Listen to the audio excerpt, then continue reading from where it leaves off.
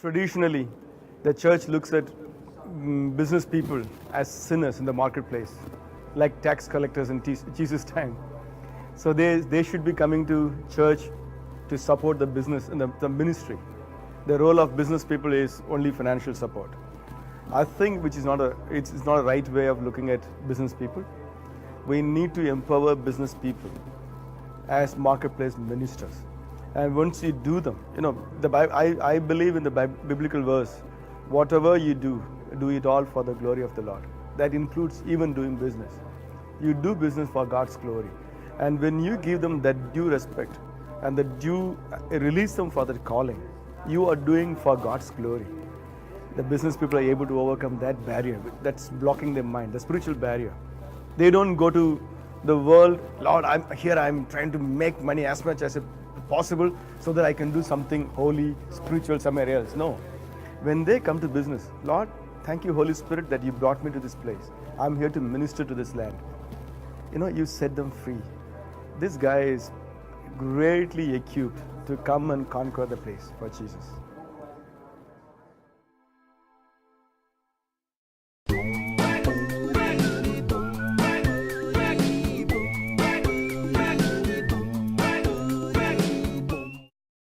Dual agency is when a particular real estate agent or broker represents both the buyer and the seller. For instance, Keller Williams is a brokerage, and there is a broker of record whose license is registered as the broker for that office.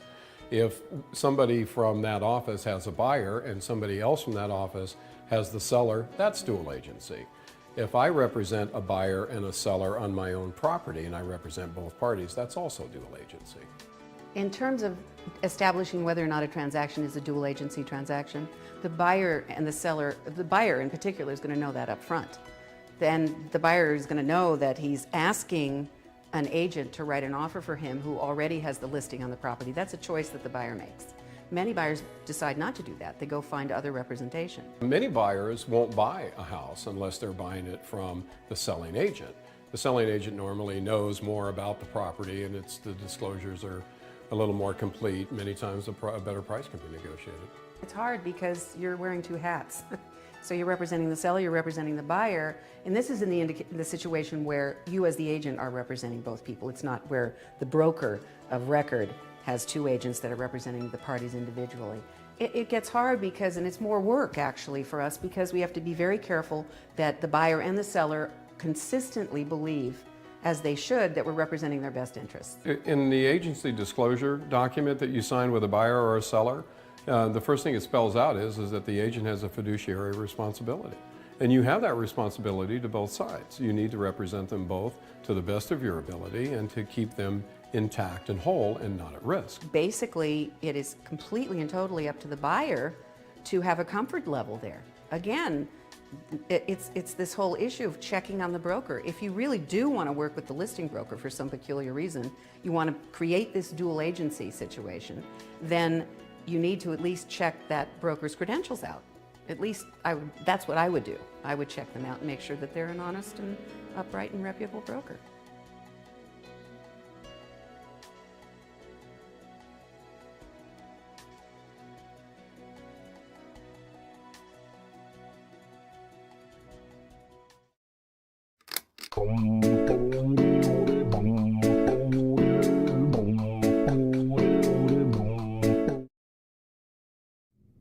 Hey, how you doing? My name is Mark Pulsvik, and you just searched theories of entrepreneurship. I mean, it's kind of funny. I don't really consider myself someone who seeks theories, but it's pretty cool to learn about it, because how I spread my business, how I practice entrepreneurship myself is I have one of my strategies is I find keywords that people are looking for, and this term theories of entrepreneurship actually gets 1,300 searches a month. And so it's clear that people are definitely interested in different theories. So I figured I'll go learn it and then help people out and share exactly what it is, what are the different theories of entrepreneurship.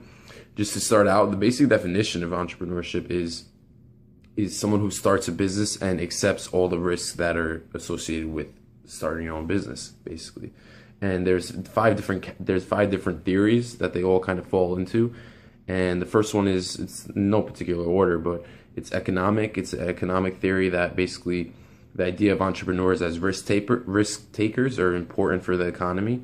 The next is psychological. It's the psychological theory of entrepreneurship is like the thinking that goes on inside of entrepreneur's head.